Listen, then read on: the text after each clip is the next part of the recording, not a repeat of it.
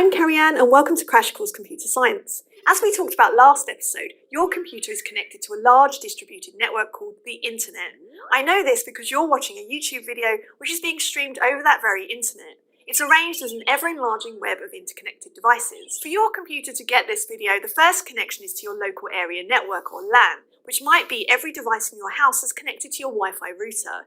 This then connects to a wide area network or WAN, which is likely to be a router run by your internet service provider or ISP, companies like Comcast, AT&T or Verizon. At first, this will be a regional router, like one for your neighbourhood, and then that router connects to an even bigger WAN, maybe one for your whole city or town. There might be a couple more hops, but ultimately you'll connect to the backbone of the internet, made up of gigantic routers with super high bandwidth connections running between them. To request this video file from YouTube, a packet had to work its way up to the backbone, travel along that for a bit, and then work its way back down to a YouTube server that had the file. That might be 4 hops up, 2 hops across the backbone, and 4 hops down, for a total of 10 hops. If you're running Windows, macOS or Linux, you can see the route data takes to different places on the internet by using the traceroute program on your computer. Instructions are in the doobly-doo. For us here at the Chad and Stacey Emmergoldt studio in Indianapolis, the route to the DFTBA server in California goes through 11 stops. We start at 192.168.0.1. That's the IP address for my computer on our LAN. Then there's the Wi-Fi router here at the studio, then a series of regional routers, and then we get onto the backbone. And then we start working back down to the computer hosting dftba.com, which has the IP address 104.24.109.186. But how does a packet actually get there? What happens if a packet gets lost along the way? If I type dftba.com into my web browser, how does it know the server's address? These are our topics for today. As we discussed last episode, the internet is a huge distributed network that sends data around as little packets. If your data is big enough, like an email attachment, it might get broken up into many packets. For example, this video stream is arriving to your computer right now as a series of packets, and not one gigantic file. Internet packets have to conform to a standard called the Internet Protocol or IP. It's a lot like sending physical mail through the postal system. Every letter needs a unique and legible address written on it, and there are limits to the size and weight of packages. Violate this and your letter won't get through. IP packets are very similar. However, IP is very low-level protocol. There isn't much more than a destination address in a packet's header, which is the metadata that's stored in front of the data payload. This means that a packet can show up at a computer, but the computer may not know which application to give the data to, Skype or Call of Duty. For this reason, more advanced protocols were developed that sit on top of IP. One of the simplest and most common is the User Datagram Protocol, or UDP. UDP has its own header, which sits inside the data payload. Inside of the UDP header is some useful extra information. One of them is a port number. Every program wanting to access the internet will ask its host computer's operating system to be given a unique port, like Skype might ask for the port number 3478.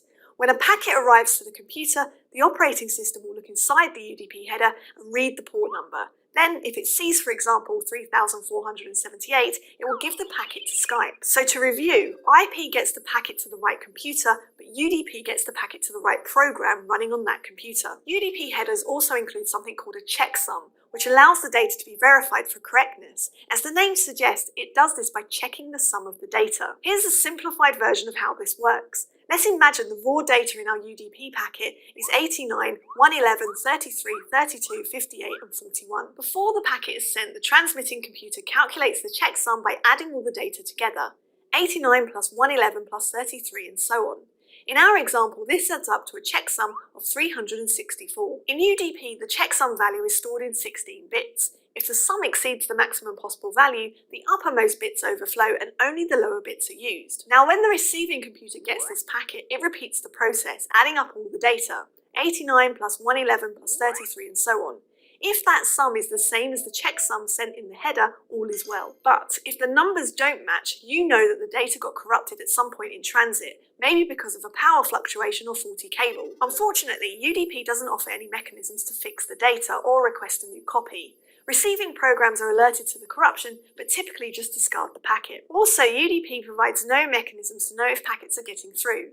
A sending computer shoots the UDP packet off, but has no confirmation it ever gets to its destination successfully. Both of these properties sound pretty catastrophic, but some applications are okay with this because UDP is also really simple and fast. Skype, for example, which uses UDP for video chat, can handle corrupt or missing packets. That's why sometimes if you're on a bad internet connection, Skype gets all glitchy. Only some of the UDP packets are making it to your computer. But this approach doesn't work for many other types of data transmission. Like, it doesn't really work if you send an email and it shows up with the middle missing. The whole message really needs to get there correctly. When it absolutely positively needs to get there, programs use the Transmission Control Protocol, or TCP, which, like UDP, rides inside the data payload of IP packets. For this reason, people refer to this combination of protocols as TCP/IP. Like UDP, the TCP header contains a destination port and checksum, but it also contains fancier features, and we'll focus on the key ones. First off, TCP packets are given sequential numbers, so packet 15 is followed by packet 16, which is followed by 17, and so on for potentially millions of packets sent during that session. These sequence numbers allow our receiving computer to put the packets into the correct order, even if they arrive at different times across the network. So if an email comes in all scrambled, the TCP implementation in your computer's operating system will piece it all together correctly. Second, TCP requires that once a computer has correctly received a packet and the data passes the checksum, that is sent back an acknowledgement, or ACK as the cool kids say, to the sending computer. Knowing the packet made it successfully, the sender can now transmit the next packet. But this time, let's say it waits and doesn't get an acknowledgement packet back. Something must be wrong. If enough time elapses, the sender will go ahead and just retransmit the same packet. It's worth noting here that the original packet might have actually gotten there, but the acknowledgement is just really delayed, or perhaps it was the acknowledgement that was lost. Either way, it doesn't matter, because the receiver has those sequence numbers, and if a duplicate packet arrives, it can be discarded. Also, TCP isn't limited to a back and forth conversation. It can send many packets and have many outstanding ACKs, which increases bandwidth significantly since you aren't wasting time waiting for acknowledgement packets to return. Interestingly, the success rate of ACKs and also the round-trip time between sending and acknowledging can be used to infer network congestion.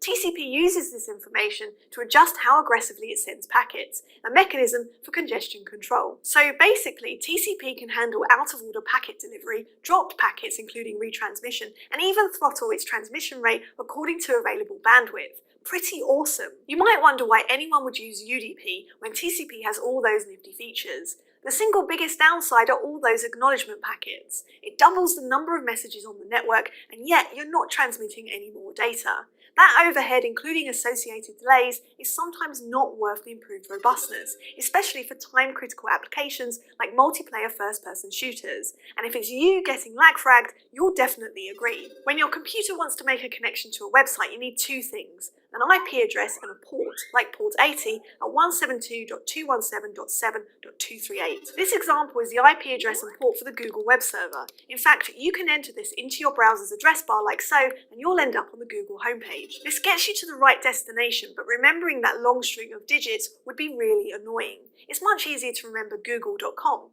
So the internet has a special service that maps these domain names to addresses. It's like the phone book for the internet, and it's called the Domain Name System, or DNS for short. You can probably guess how it works. When you type something like youtube.com into your web browser, it goes and asks a DNS server, usually one provided by your ISP, to look up the address.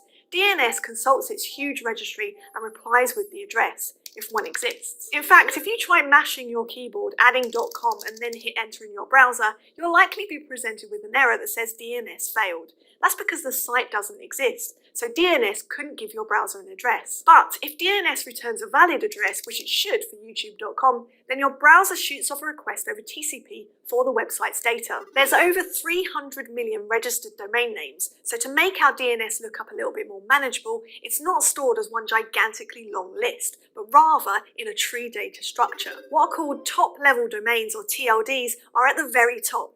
These are huge categories like .com and .gov. Then there are lower level domains that sit below that, called second level domains. Examples under .com include google.com and dftba.com. Then there are even lower level domains called subdomains, like images.google.com and store.dftba.com. And this tree is absolutely huge. Like I said, more than 300 million domain names, and that's just second level domain names, not all the subdomains. For this reason, the data is distributed across many DNS servers, which are authorities for different parts of the tree. Okay, I know you've been waiting for it. We've reached a new level of abstraction.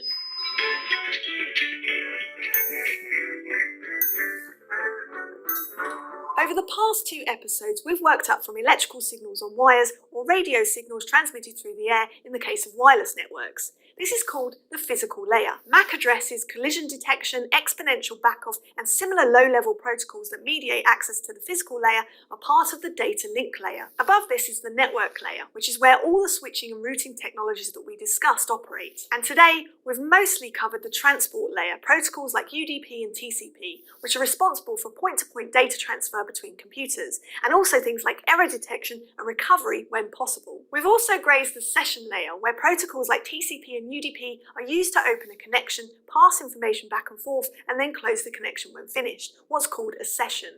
This is exactly what happens when you, for example, do a DNS lookup or request a web page. These are the bottom 5 layers of the Open System Interconnection OSI model, a conceptual framework for compartmentalizing all these different network processes.